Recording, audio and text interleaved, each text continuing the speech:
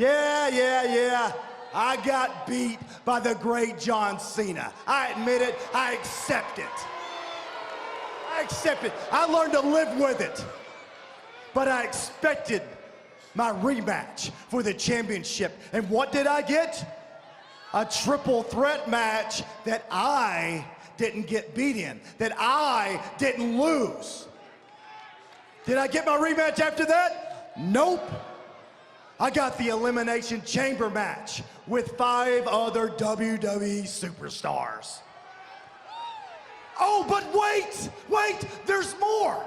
You see, there was a battle royal where I clearly won, but there was some controversy, so Luke Harper and I had a match where I beat him 1, 2, 3 in this ring. And what happens next? Randy Orton burns down Bray Wyatt's house, and he doesn't get arrested. He doesn't go to jail.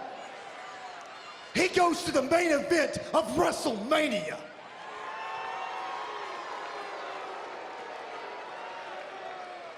Anyone who knows this business knows that AJ Styles had the best year in 2016. I'm the one that put SmackDown Live on the map. I'm the reason why your butts are in the seats. I'm the reason why your eyes are glued to the television set. I'm the reason why everyone subscribes to the WWE Network. And what do I get? I don't even have a match at WrestleMania.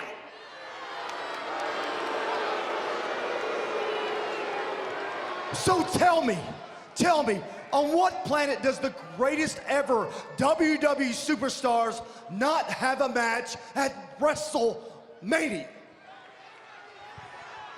So that's when I took a stand.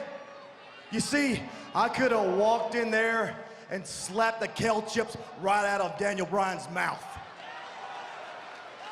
But we know Daniel Bryan's no more than a puppet here in the WWE. But Shane McMahon, on the other hand, we're gonna have a conversation. We're gonna have a conversation right here tonight about my career. That is, if I even have one.